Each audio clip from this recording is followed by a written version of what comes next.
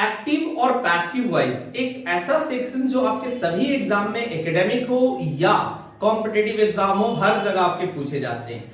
पता नहीं आपने कितने रूल्स, कितने स्ट्रक्चर्स पढ़े होंगे, बट आज मैं एक बिल्कुल सिंपल सा कॉन्सेप्ट बताने जा रहा हूं जिसके थ्रू आप किसी भी एक्टिव और पैसिव जो भी सेंटेंस होंगे, एक्टिव होंगे तो आप उसको पैसिव में कन्वर्ट कर सकते हैं, पैसिव होंगे तो आप उसको एक्टिव में ट्रांसफॉर्म कर सकते हैं। तो चलिए शुरू करते हैं। सबसे पहले हमें बेसिक ट्रांसफॉर्मेशन के स्ट्रक्चर समझने हैं। अब जरा देखिएगा कि अगर हम एक्टिव वॉइस की बात कर रहे हैं तो एक्टिव वॉइस में हमारे आते हैं सब्जेक्ट, सब्जेक्ट के बाद आपको वर्ब आएंगे, फिर आएंगे ऑब्जेक्ट। एक दूसरा स्ट्रक्चर आपका और बनता है जहां पर आप लिखते हैं सब्जेक्ट, फिर एक हेल्पिंग वर्ब आता है और फिर आपका मेन वर्ब आता है और फिर आता है ऑब्जेक्ट। अब हमने दो स्ट्रक्चर्स आपके सामने लिखे बहुत आसान भाषा में, बिना कोई रट्टाफिकेशन और मल्टीपल स्ट्रक्चर्स आपको नहीं जानने हैं। जरा समझिएगा, जब हम एक्टिव से पैसिव करेंगे तो क्या करेंगे कि ये आपका मेन वर्ब है, आप इसको मेन वर्ब मान के चलिएगा। आप पैसिव के लिए ऑब्जेक्ट को पहले लाएंगे, जैसा एक ट्रेडिशनल स्ट्रक्चर हम बनाते हैं पैसिव वॉइस में, ऑब्जेक्ट को हम पहले रखेंगे। अब यहां पर एक आएगा हेल्पिंग वर्ब, फिर आएगा वर्ब की थर्ड फॉर्म, फिर आएगा बाई, एक जनरल प्रेपोजिशन होता है, फिर आएगा इसके बाद एजेंट। आई होप ये चीजें क्लियर हुआ पहले स्ट्रक्चर से। दूसरे पे आइए, हम ऑब्जेक्ट को पहले लेकर आते हैं, हेल्पिंग वर्ब एक लगा है जो हमारा है, हमने उतार दिया उसको, एक हेल्पिंग वर्ब हम और लिखेंगे, फिर मेन वर्ब की थर्ड फॉर्म लिखेंगे, फिर बाई प्लस एजेंट लिखेंगे। ये आपको हो गया। अब आप कहेंगे कि सर ये चीजें तो आती है बट फिर भी हमको नहीं बन पाता पैसिव एक्टिव, थोड़ा सा पेशेंस रखिए और जरा समझिए। अब देखेंगे कि ऊपर वाले स्ट्रक्चर्स में कोई भी हेल्पिंग वर्ब नहीं है, तो यहां पर एक हमने हेल्पिंग वर्ब लगाया अपनी मर्जी से। दूसरे में देख रहे हैं कि सर एक हेल्पिंग वर्ब था तो उतार दिया, बट एक हेल्पिंग वर्ब और आया है। और मैं बताऊं, पैसिव वॉइस में पूरा का पूरा खेल इस हेल्पिंग वर्ब का है। अगर इस हेल्पिंग वर्ब को आप सेंटेंस में इस्तेमाल करना सीख लिए तो आई होप कि आपको कभी भी कोई दिक्कत नहीं होगा। पैसिव वॉइस बिना कोई रूल्स, बिना कोई 15-16 स्ट्रक्चर रट्टा लगाए आप कहीं भी बना सकते हैं। अब आते हैं इस हेल्पिंग वर्ब को जानना कि सर ये हेल्पिंग वर्ब आएगा कहां से हम लगाएंगे। तब आते हैं, एक मैं आपको वर्ब के फॉर्म सिखा रहा हूं, जरा उस वर्ब के फॉर्म्स को अच्छे से समझिए।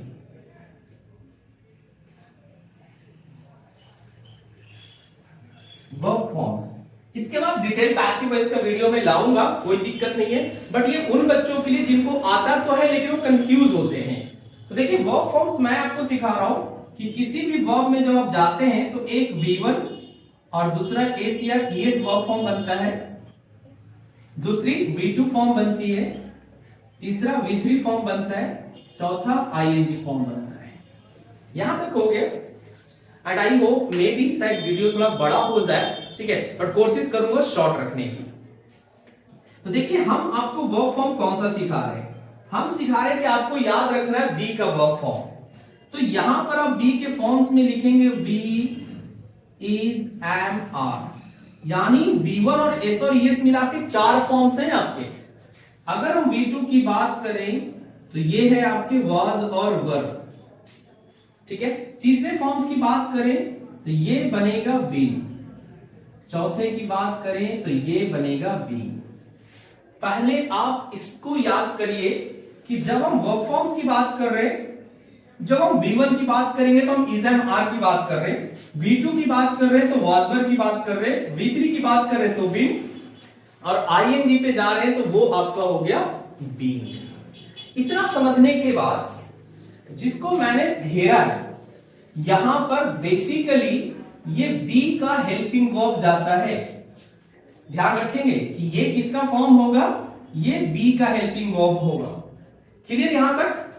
चलिए अब मैं आता हूं, कोई भी एक एग्जांपल्स लेता हूं और उसको आपको बताने की कोशिश करता हूं।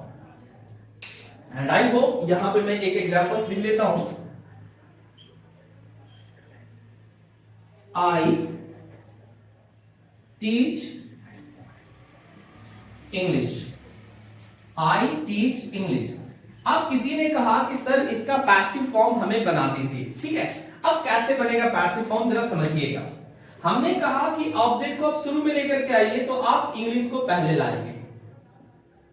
अब बात आती है कि सर इसमें डायरेक्ट मेन वर्ब आया है तो हमको यहां पे बी का एक फॉर्म चाहिए।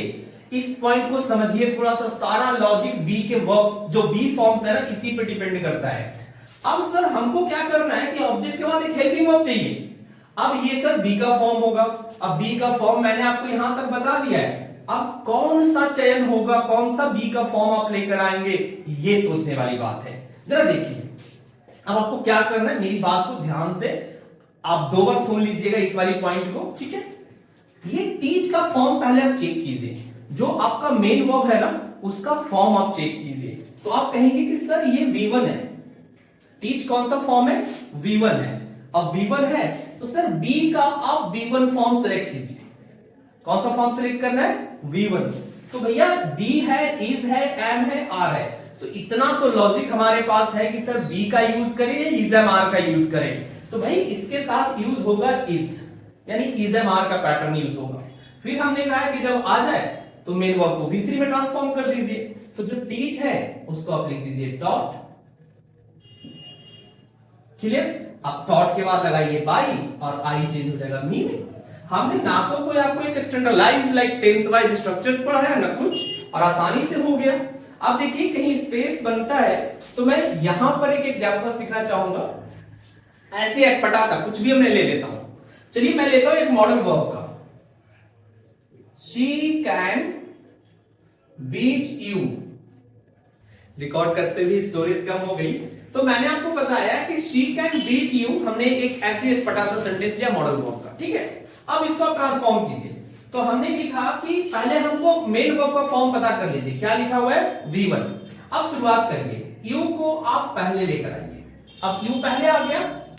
अब यू के बाद हेल्पिंग वर्ब जो भी है, जैसे यहां पर हेल्पिंग वर्ब था तो ये हेल्पिंग वर्ब है। कैन है तो आप कैन को लगा दीजिए। अब हम पहुंचे मेन वर्ब के पास। तो ध्यान रखना है कि हम जब मेन वर्ब के पास पहुंचे ना तब हमको बी के फॉर्म्स को सोचना है। यानी कि बी का फॉर्म तभी यूज करेंगे जब हम आगे करते करते कहां पहुंच गए? मेन वर्ब के पास। तो B1 है। अब हम बी के फॉर्म्स को याद करेंगे। तो सर बी भी है, इज एम आर है। तो इतना आपका सेंस कहेगा इंग्लिश का कि सर कैन लगा है तो इज एम आर तो नहीं लगा सकते, तो क्या लगाएंगे? बी। अब बीट को कर दीजिए बिटन बाई हर। हमने बीट को V3 फॉर्म में चेंज कर दिया, जो ये वाला पैटर्न था हमारा। तो आई होप कि बिना कोई स्ट्रक्चर के हमने सिर्फ एक कॉन्सेप्ट बताया कि फाइनल जब हम आएंगे तो हम कहेंगे कि पैसिव वॉइस की पहचान सर B प्लस V3 से होती है। यानी आपके B के कौन से फॉर्म का यूज करना है, यही आपका बेसिक कॉन्सेप्ट है। इसके डिटेल्स में अगर मैं टेंस वाइज बात करूं तो मैं लेकर आऊंगा, बट इस वीडियो पे मैं कमेंट जरूर चाहूंगा। अगर मैंने इतना मेहनत करके आपको समझाया, शायद YouTube पर पहली बार कि ये पूरी पैसिव वॉइस का राज आपको पता चला कि कैसे लगाते हैं हम बी का फॉर्म्स। वीडियो अच्छा लगे तो वीडियो को शेयर कीजिए अपने दोस्तों के साथ, फेसबुक, इंस्टाग्राम, जहां भी हो। मैं वायरल करने के लिए नहीं बोलता हूं, इसलिए आप लोग वायरल नहीं करते क्या? करिए वायरल भाई, जितना ज्यादा हो दोस्तों तक पहुंचाइए अपने इस वीडियो को। और चैनल पर पहली बार आए तो चैनल को सब्सक्राइब जरूर करें। Thank you.